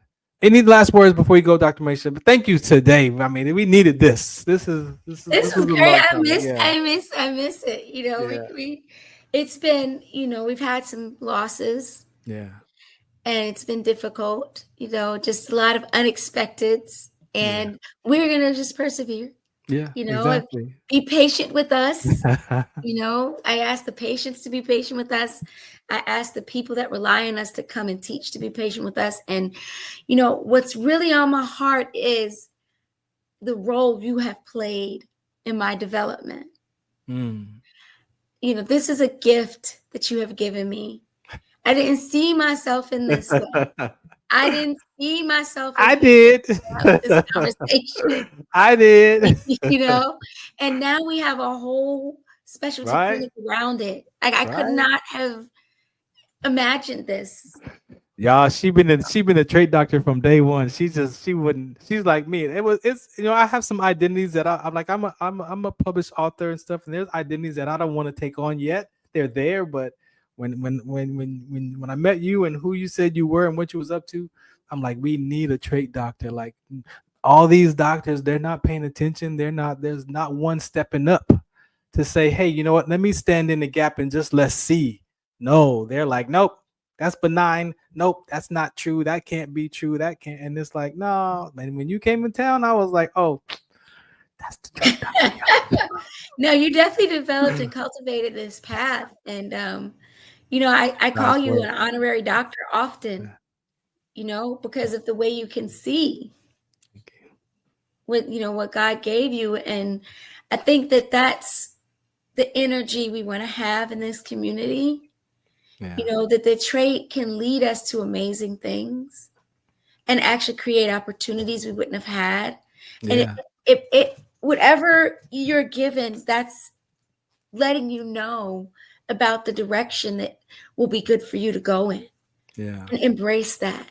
And that's why we want our community, that when we, especially our sickle cell community, you know, you got so much talent, you got so much already within you that can be applied to life, and you're thriving, but be free in your heart to thrive, in your spirit and your soul, and put them things as close as possible. Give them the same principles to live from, so that you can experience the greatness of what this world has offered us and what God has given us to share from. And you say about the trait conversation, you know, even with that military experience of the depression and anxiety that we talk about here on our network with veterans and suicide ideation, like I'm in the room with like psychologists and therapists, right? And I'm going one for one with them, and I'm like, I'm a patient advocate. You know, I'm not trying to be a psychologist. I'm not claiming that, but I can definitely have a conversation at the core of what it is to be a human being and the experience and what we are dealing with.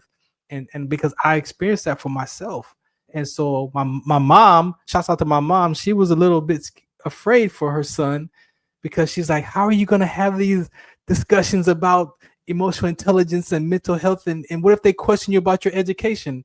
I'm like, Mom, I'm not claiming to be a therapist. I'm not claiming to be a psychologist. It's like, I'm not trying. I'm a patient. I said, just like my sickle cell trait, I'm in the room with doctors and researchers, and they're asking me questions about sickle cell trait. I'm like, I'm just a because your patient boots on the ground. We're all in a different position. There are things you can do because you don't have that licensure to protect, right? That I actually can't do. Yeah.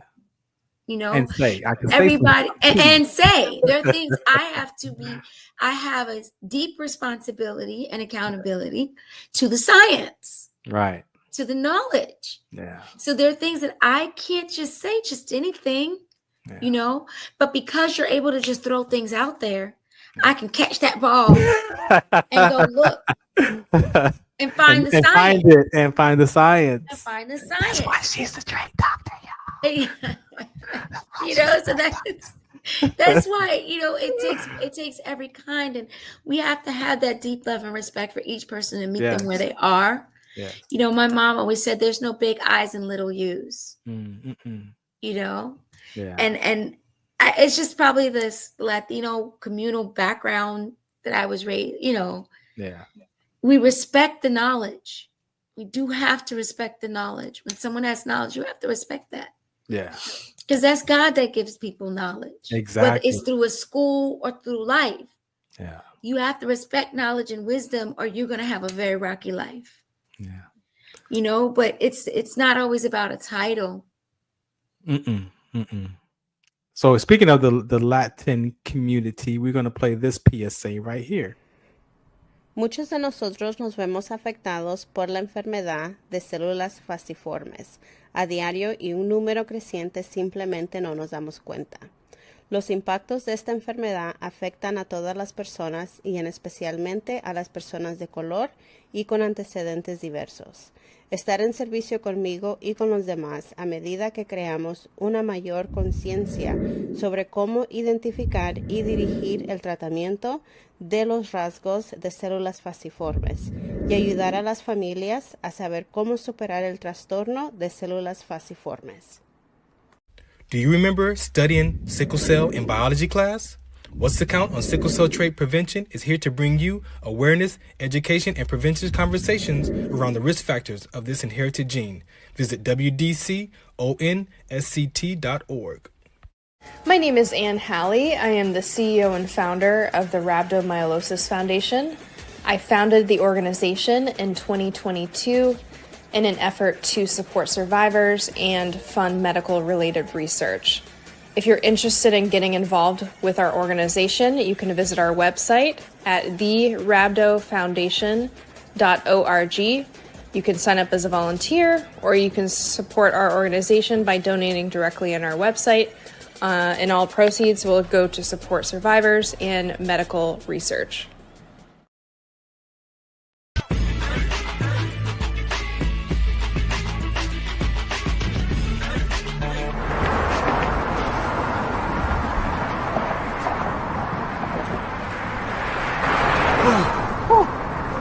Hey, what's up, man? How you doing? I'm blessed, my brother. How you doing? I'm good, man. I'm good. Hey, did you see the game last night? Oh, that was a good game. But did you see the shot? I lost money from that shot. Oh, too, man, that shot was cold, I man. hated it, but it was good.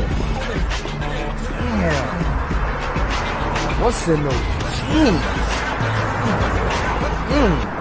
You really want to know? I do. Exhaustion, muscle spasm, asthmatic issues, unexpected sickle cell trait crises. Damn. Are you serious? When I was young, I found out I had sickle cell trait. My mom's told me, but I ain't have no knowledge of it. But when I got older, I had a child, and the doctor told me my daughter has sickle cell trait. You know the fact that both parents have sickle cell trait, there's a 50% chance the child may have the trait, and 25% chance the child may have the disease. Hey, that's what's the count. Do you know that 2.5 million people in the United States have sickle cell trait, 300 million people globally? I didn't find out I had sickle cell trait until I was in the Army, 10 years. Next thing you know, I had a sickle cell trait exertion site. Sickle cell? I thought that was a black gene or something. Nah, man, the Latin community is number 2. 1 out of 36,000 babies are being born with sickle cell disease. You could be Caucasian, Mediterranean, European. You gotta know your bloodline, man. There is an inherited gene in our community that has been forgotten. The name is sickle cell trait. WDCONSCT, also known as What's the Count, is out to bring awareness, education, and prevention to people all over the globe. Want more information? Call us now at 323-215-5384 or visit www.wdconsct.org.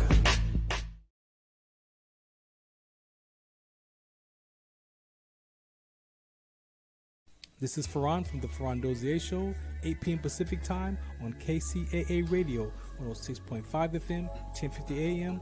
Also streaming from the KCAA Radio.com website, the station that leaves no listener behind, and MBR Radio. That's right, MBR Radio on all their streaming platforms, including MBR Radio on Roku TV, Sunday nights live, 8 p.m. Pacific Time on KCAA Radio and MBRradio.us.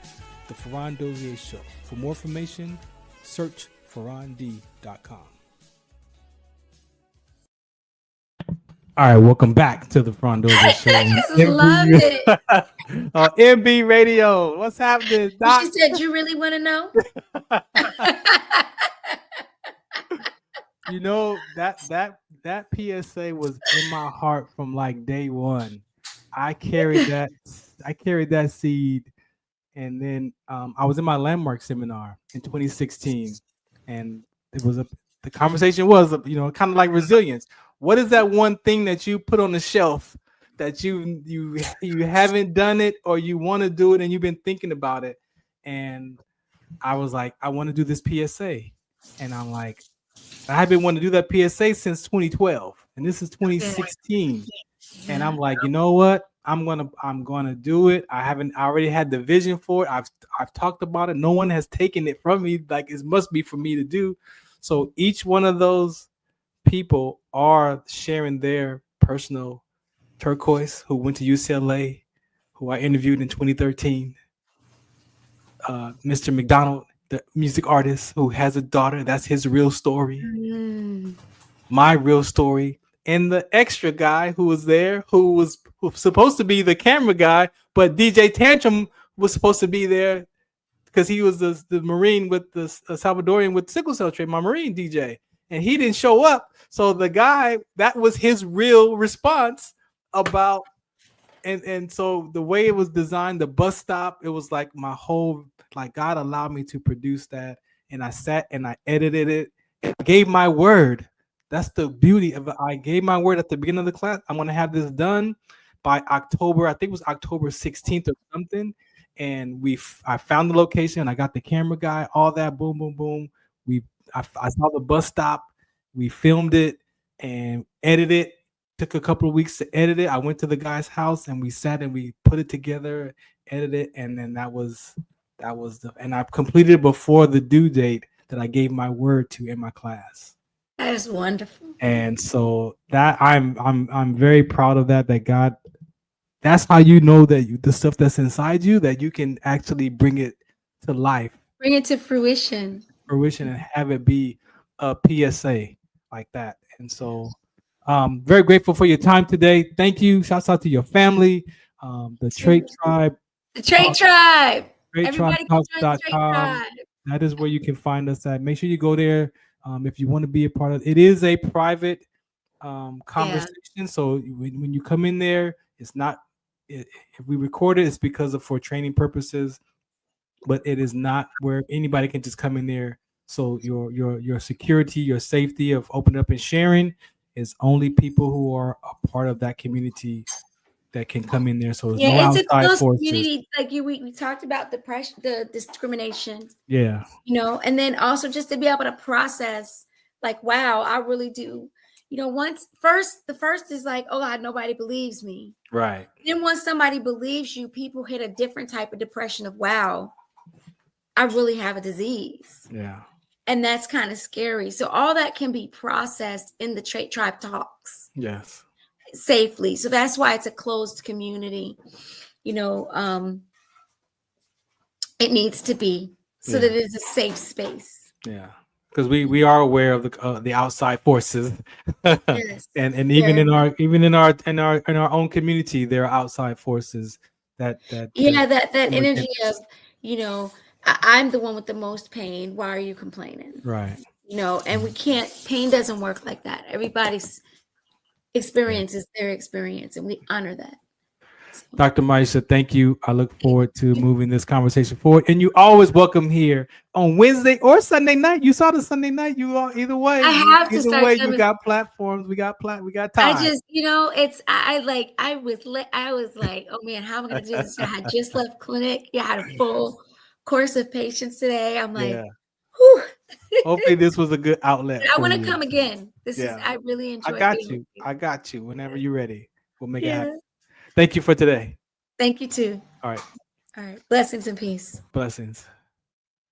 This is the Farron Dozier Show right here on MB Radio. Shout us out. What's the count? If you want more information about what we're up to, again, go to wdconsct.org. You can find all the information there. I really appreciate you today. That resilience, take a look. Please self-examine yourself. For my veterans, anybody dealing with mental health, I recommend cognitive behavior, CBT. Let me tell you, it will grab those thoughts and take your language and force you to stop using words that keep you trapped. Sometimes our own words are our own trap. You won't say all or none anymore, because now you'll be able to put those thoughts in a percentage perspective. And challenge, is it exaggerated? Is that a habitual thought? Grab those thoughts. So appreciate y'all for tuning in today. We got to get out of here again. Well, you want to be a guest? Hit me up right there. You see that at Farron Dozier on all your platforms. You can reach out to me, mbradio.us. You can go there. There's a part on my page where you can scroll down and send me a message right there if you want to be a guest. So there's plenty of ways to reach out to me and find me here on Wednesday nights on Military Broadcast Radio Network. All right. Shout out. What's the count? Thank you all for today's episode. Peace out. Ladies and gentlemen, thank you for tuning in to Military Broadcast Radio. As we wrap up today's show, we want to remind you that the podcast of today's episode will be available right after we go off the air. So if you missed any part of the show or want to listen again, be sure to check it out. And remember, we're here to support and honor our veterans. Your stories and experiences matter, and we are committed to giving you a platform to share them. That's right. We're here to give our veterans a voice. So don't forget to catch the podcast and stay connected with us. Giving our veterans a voice.